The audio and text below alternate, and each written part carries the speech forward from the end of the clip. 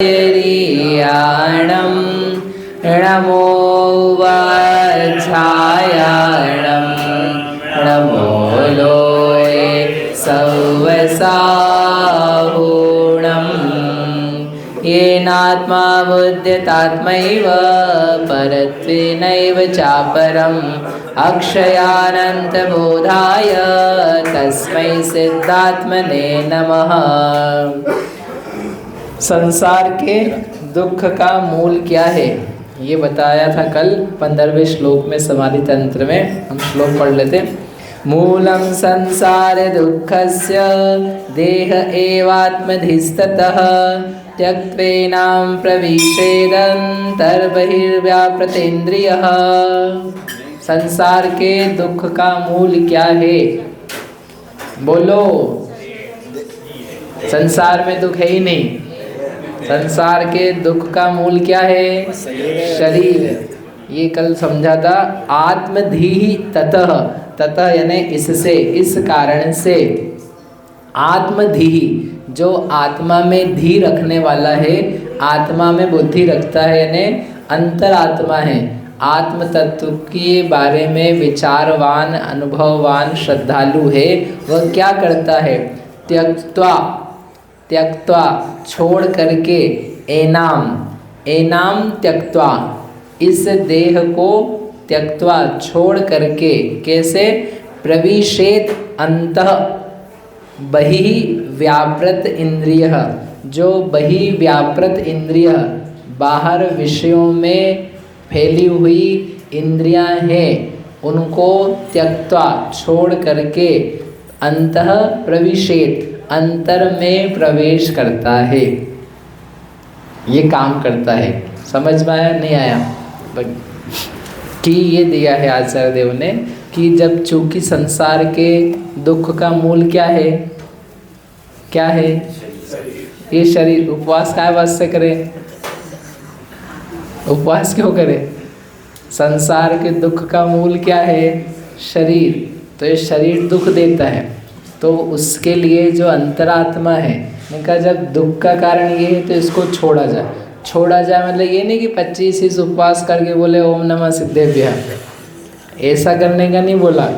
लेकिन जो इंद्रिय में बहि व्यापृत इंद्रिय, बाहर में जो इंद्रियों का व्यापार जा रहा है, विषयों में व्यापार जा रहा है, विषयों की तरफ प्रवृत्ति, इच्छा, लालसा हो रही है और उसके कारण से देह को पुष्ट किया जा रहा है, उसको छोड़ करके जो बुद्धिमान है वह अंतः प्रविशेत, अंतर में प्रवेश करे, अंतर में प्रवेश करता है। अंतर में यानी इस देह के भीतर जो चैतन्य आत्मा है उसमें प्रवेश करता है। देखो अभी अपन उपवास करते हैं, भैया ने 10 उपवास करे हैं, अपने से तो एक नहीं बने, तो 10 उपवास करें। बताओ ऋषि 10 उपवास करें तो शरीर की दशा क्या थी और आत्मा की दशा क्या थी? शरीर की दशा शरीर जैसी और आत्मा की दशा भगवान जैसी। कि आत्मा कितना बलवान है, आत्मा की कितनी शक्ति है, और जैसे परिणाम 10 दिन में होते हैं या उपवास आदि व्रत करते हुए, संयम करते हुए होते हैं। किस बात के लिए किया?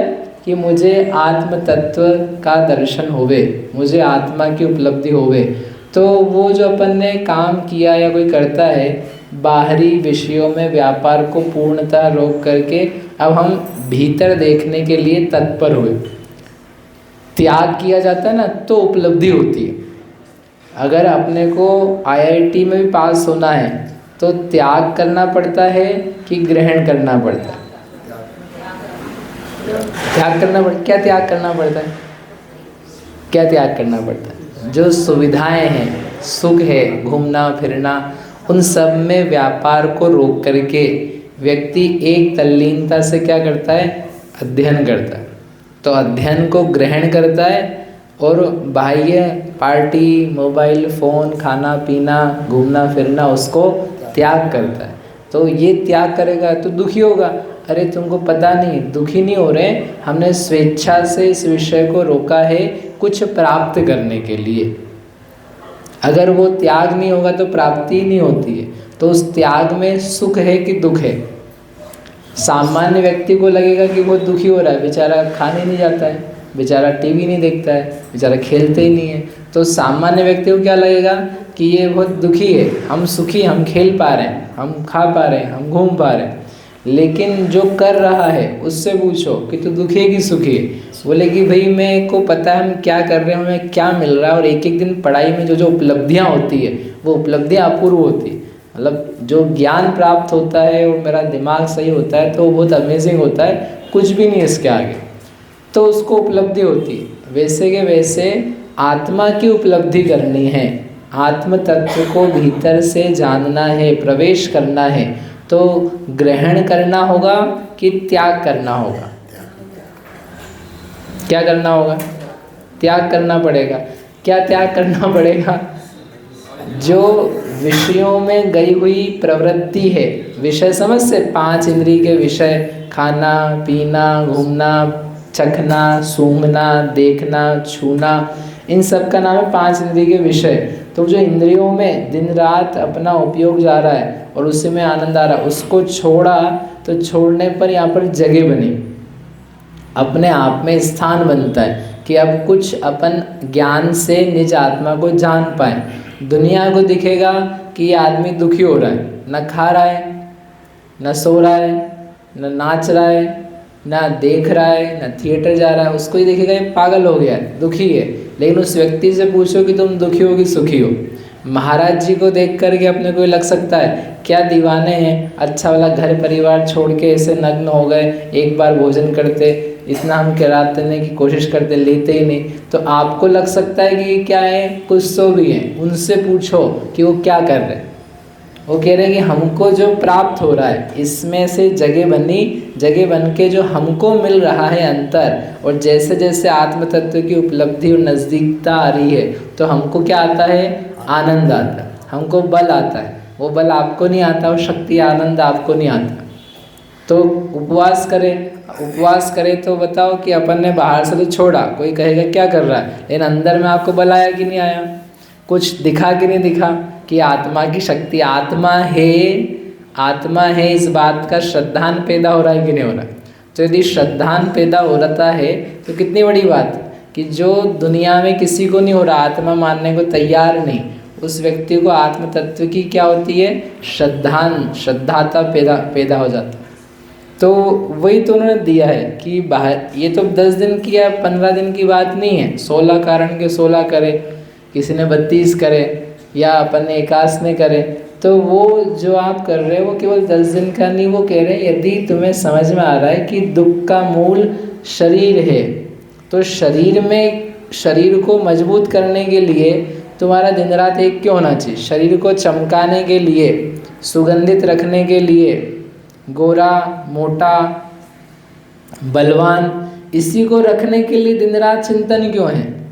वो कहते हैं दिन रात मेरे स्वामी भावना ये भाऊं क्या कि देह मेरी बढ़ती जाए और मेरा आत्मा जो है वो सूखता जाए, सूखे चाहे दुखे जो हो सो हो। ये इसे किसी भी सोच रहे हो, ये सोच ठीक थोड़ी ना है। अपन लाइन जो पढ़ते हैं उसमें कुछ और लिखा है कि प्रभु आपको ना भूल जाऊं, देहांत के समय तुमको ना भूल जाऊं। क्यों बोला देहांत के समय? बहुत दुखद समय आता है ना, देह का अंत हो रहा है तो सब छूट रहा है, तकलीफ हो रही, वेदना हो रही, जैसी भी दशा हो रही, तो उस वक्त दुख के समय नहीं याद आता। अभी नहीं याद आ रहा है आपका स्मरण यदि, तो उस समय कैसे आएगा? इसलिए मेरी भावना है कि मैं अभी स्मरण करूं और ऐसा स्मरण होवे कि जिससे कैसी परिस्थिति आए, देहांत तो सबसे लास्ट एक्सट्रीम दशा है, मरण होना इस जीवन का सबसे फाइनल और बड़ा दुख है। इससे बढ़कर के कोई दुख नहीं होता है, मरण से बढ़कर के क्या दुख है, सभी तो खत्म हो रहा है। तो उस दुख तक के समय में मुझे आपका स्मरण रहे, तब रह पाता है जब हमको उस बात का अभ्यास हो कि नहीं, देह जो है वह कार्यकारी नहीं है, देह में मज़ा नहीं है। जो मज़ा, आनंद, ज्ञान, दर्शन, अस्तित्व है वो तो आत्मा में है। ऐसी आत्मधि जिसके होने लगे तो वह अंतः में प्रवेश करने का स्थान पाता है, वह अपने आत्मा को जान पाता है, क्योंकि उसने बहिरंग इंद्रिय विषय के व्यापार में तिलांजलि दी है। तिलांजलि नहीं दी, पूरा नहीं किया तो उसमें से अपने आप को संयमित किया है, रोका है, ठहरा है। ऐसा नहीं कभी भी खा लिया, कभी भी पी लिया, कहीं भी खा लिया, कुछ भी खा लिया, ये तो खाने की बात नहीं है। कुछ भी देख लिया, कुछ भी सुन लिया, कुछ भी छू लिया, हर जगह कुछ भी कर दिया, कुछ भी नहीं। हमने अपने आप को क्या किया है? संयमित किया। केवल 10 दिन के लिए नहीं, वो तो एक संस्कार है। उससे क्या मालूम पड़ गया? हम ऐसा जीना चाहते हैं, ऐसा होना श्रेष्ठ है। जब 10 दिन के उपवास में इतनी प्रशंसा होती है तो सोचो जिनके हमेशा के उपवास चलते हैं, ऐसे आत्मा अरिहंत बन जाए तो क्या गजब उसकी महिमा होगी। तो इसलिए क्या बनने लायक है? सदा उपवासा, ऐसा अरिहंत पद, सिद्ध पद प्राप्त हो और देह में आत्मबुद्धि छूटे, ऐसी मंगल भावना से बोलो महावीर भगवान की जय।